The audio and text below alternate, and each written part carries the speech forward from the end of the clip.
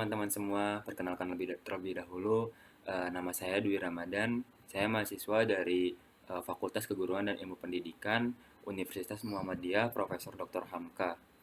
Nah, di video ini saya akan menyampaikan sedikit ilmu terkait barang tambang fosfat. Nah, selanjutnya, untuk definisi fosfat. Nah, fosfat merupakan sumber utama unsur kalium dan nitrogen yang tidak larut di dalam air. Nah, tetapi dapat diolah untuk memperoleh produk fosfat dengan menambah asam. Nah, dalam kimia, fosfat disebut ortofosfat atau gugus fosfat yang merupakan sebuah ion polatomik atau radikal yang terdiri dari suatu atom fosforus dan 4 oksigen.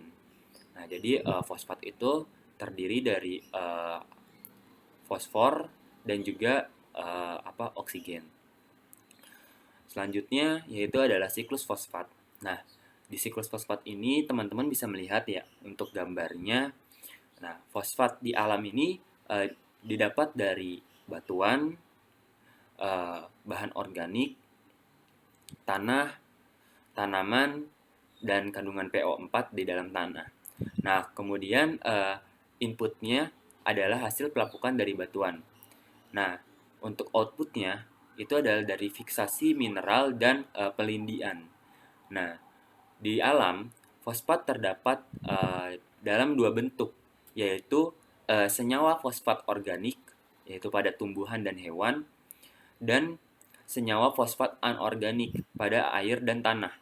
Nah, fosfat organik dari hewan dan tumbuhan yang mati lalu diuraikan oleh dekomposer menjadi fosfat anorganik. Nah, fosfat anorganik yang terlarut di dalam air, nah itu akan terus mengalir ke bawah tanah ataupun dia akan mengalir ke perairan sungai dan akhirnya bermuara ke lautan. Nah, bermuara ke lautan atau ke sungai itu akan terendap. Nah, terendap oleh sedimentasi gitu di dasar sungai maupun di dasar lautan. Oleh karena itu, fosfat banyak terdapat di batuan karang dan fosil.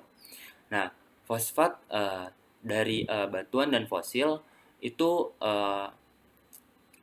terkikis dan membentuk fosfat anorganik terlarut di air tanah dan laut. Tuh.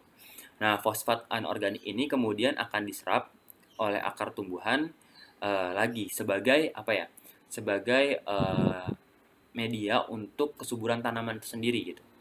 Nah, siklus ini terus terulang terus-menerus. Jadi garis besarnya fosfat itu berada atau bersumber itu ada di tanaman gitu, maupun di hewan gitu. Kemudian tanaman ataupun hewan yang mati lalu teruraikan uh, oleh pengurai atau jamur. Nah, pada proses penguraian itu terdapat kandungan-kandungan fosfat yang bersatu kepada di dalam tanah gitu. Lalu juga bisa terbawa oleh air lalu larut ke sungai maupun bermuara ke lautan. Jadi garis besarnya seperti itu. Nah, selanjutnya yaitu adalah macam-macam fosfat. Nah, macam-macam fosfat itu ada berdasarkan jenisnya ya teman-teman. Berdasarkan jenisnya itu senyawa fosfat organik dan senyawa fosfat anorganik. Tadi sudah dibahas ya, yaitu untuk fosfat organik, fosfat yang berasal dari makhluk hidup seperti hewan dan tumbuhan. Nah, untuk senyawa fosfat anorganik yaitu fosfat yang dapat ditemukan dari dalam tanah dan air. Nah, hal ini dikarenakan yang terdapat di air tanah serta air laut akan eh, apa namanya ter teruraikan atau terendap dan akhirnya senyawa fosfat akan mengendap dalam batuan sedimen di dasar. Nah, selanjutnya untuk berdasarkan proses pembentukannya itu ada fosfat primer, fosfat sedimenter maupun fosfat guano gitu. Nah, untuk fosfat primer ini yaitu terbentuk dari pembekuan magma alkali yang mengandung mineral fosfat apatit. Nah, untuk fosfat sedimenter atau marin, ini merupakan endapan fosfat sedimen yang terendap di lautan dalam gitu. Nah, Untuk fosfat guano itu merupakan hasil akumulasi sekresi burung pemakan ikan dan kelelawar yang terlarut dan bereaksi dengan batuan gamping karena pengaruh air hujan uh, dan air tanah gitu. Nah, selanjutnya ada manfaat fosfat, teman-teman. Nah, manfaat fosfat ini pertama ada penguatan tulang dan gigi. Nah, seperti kita ketahui ya, fosfat ketika diolah gitu, diolah akan membentuk sebuah fosfor gitu. Nah, fosfor ini juga yang sebagai penguat dari tulang dan gigi, penguat tulang dan juga dapat menguatkan gigi gitu.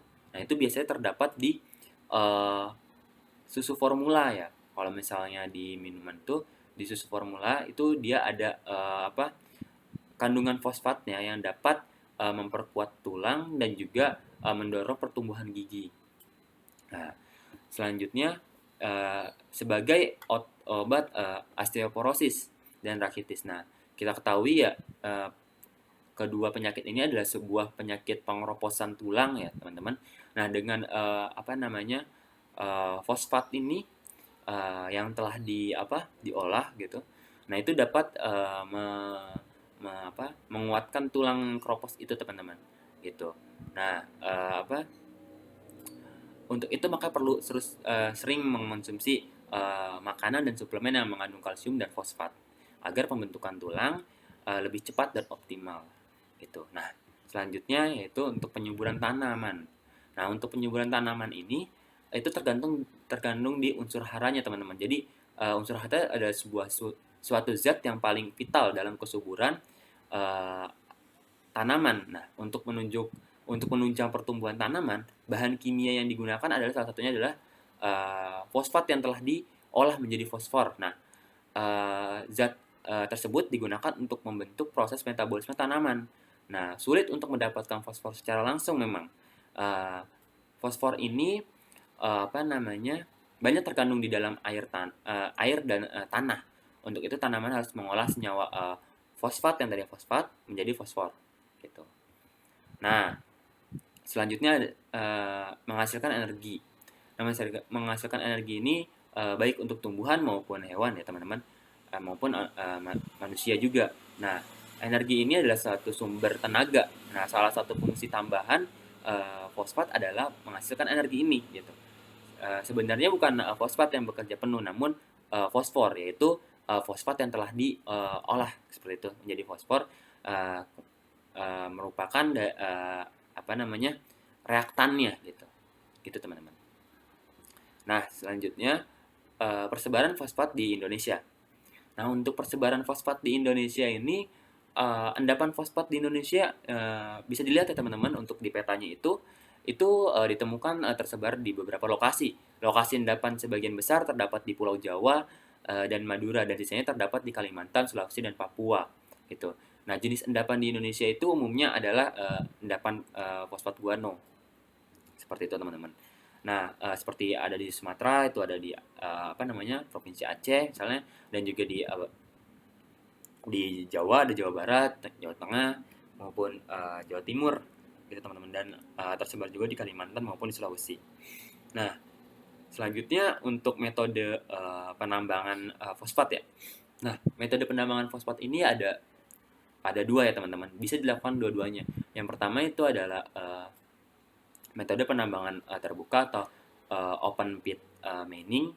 Nah, itu dan juga bisa menggunakan metode underground mining gitu. Nah, cara penambangan batu fosfat ini umumnya tergantung dari genesa endapannya dan luas operasi penambangan dan tempat keberadaan endapan fosfat. Nah, peralatan untuk penambangannya terbuka, antara lain adalah degelen dan bulldozer. Nah, untuk membongkar batuan fosfat itu juga dapat digunakan bahan peledak gitu. Nah, untuk bahan peledaknya sendiri itu dapat digunakan bahan peledak jenis low explosive ya, teman-teman. Nah, untuk peralatan tambahannya itu biasanya digunakan juga tuh lori untuk mengangkut barangnya. Seperti itu, teman-teman. Dan untuk metodenya itu Kalau untuk yang open pit mining itu dia secara terbuka ya teman-teman, penggalian dari atas ke bawah, yang dimana penggaliannya itu seperti pada umumnya gitu.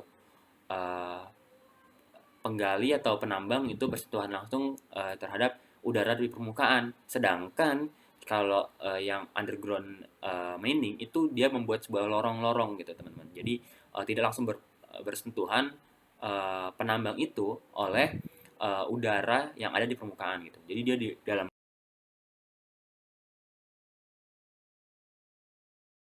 Assalamualaikum warahmatullahi wabarakatuh. Perkenalkan, saya Distia Aulia Fitri. Di sini saya ingin membahas mengenai salah satu mineral yang memiliki nilai ekonomi sangat tinggi, yaitu bauksit. Tapi sebelum itu kita perlu mengetahui apa itu bauksit. Bauksit merupakan jenis biji utama untuk memproduksi logam aluminium. Bauksit berasal dari endapan residua dari proses raterisasi batuan asal. Di Indonesia, bauksit banyak dimanfaatkan dalam beragam jenis industri, diantaranya industri otomotif, bahan bangunan, industri pesawat, dan juga perkapalan. Pada dasarnya, yang disebutkan kebanyakan orang adalah manfaat dari aluminium saja. Padahal sebenarnya, bauksit adalah biji utama aluminium karena hampir semua aluminium yang diproduksi merupakan hasil ekstraksi dari bauksit. Lalu, apa sebenarnya manfaat dari bauksit? Yang pertama, sebagai bahan dasar aluminium. Tapi untuk bisa berbentuk seperti aluminium yang kita kenal, harus dilakukan pemurnian terlebih dahulu pada bauksit dengan menggunakan proses Bayer. Proses ini dilakukan dengan cara mencuci bauksit dalam larutan yang sangat panas sehingga kandungan aluminiumnya terlepas dengan sendirinya. Setelah menjadi aluminium, maka manfaat bauksit bisa digunakan untuk membuat beragam peralatan dapur hingga perkakas rumah. Jadi, kalau di rumah ada peralatan dapur yang terbuat dari aluminium, peralatan itu berarti menggunakan bauksit di dalamnya. Yang kedua, sebagai bahan abrasif. Abrasif merupakan alat digunakan untuk memperhalus, membentuk, hingga memperbagus tampilan sebuah benda. Abrasif biasanya dibuat dengan campuran beragam bahan material, termasuk bauksit. Sebagai contoh dari alat abrasif ini adalah amplas. Ketiga, sebagai bahan pembuatan kemasan makanan. Kebanyakan kemasan makanan yang menggunakan campuran bauksit adalah makanan kaleng. Pada bagian luar kaleng biasanya dibuat dengan menggunakan bahan campuran bauksit. Selain makanan kering, makanan dengan kemasan plastik seperti snack ringan ataupun keripik juga menggunakan campuran bauksit. Yang keempat, sebagai bahan pembuatan dalam tinta print dan fotokopi. Tinta tersebut bisa berupa tinta basah, kering, hingga tinta laser, semuanya bisa menggunakan bahan campuran dari bauksit. Yang kelima, dapat digunakan sebagai bahan pembuatan keramik. Keramik yang menggunakan campuran bauksit biasanya adalah keramik yang digunakan untuk teras dan kamar mandi. Tujuan menggunakan campuran material bauksit adalah untuk mencegah rembesan air pada lantai. Yang keenam, digunakan dalam pembuatan pita kaset rekaman. Zaman sekarang, pita kaset memang sudah menjadi hal yang langka karena orang lebih memilih untuk mendengarkan musik secara digital. Namun, dulunya ternyata bauksit ini juga digunakan sebagai bahan pembuatan pada pita kaset rekaman. Melihat dari karakteristik bauksit itu sendiri, jika pita kaset rekaman menggunakan campuran bauksit, maka pita tersebut tidak akan mudah rusak karena air ataupun api. Terakhir, sebagai bahan baku pembuatan besi dan baja. Limbah dari bauksit bisa dimanfaatkan dan dibuat menjadi campuran pada pembuatan besi dan baja. Residu bauksit dapat dikonsentrasikan pada mineral besi hingga mencapai 60%. Tentu saja, angka ini sudah memenuhi syarat sebagai bahan baku industri besi dan baja. Nah, sekian pembahasan mengenai barang tambang bauksit. Terima kasih sudah menonton. See you on the next video. Bye!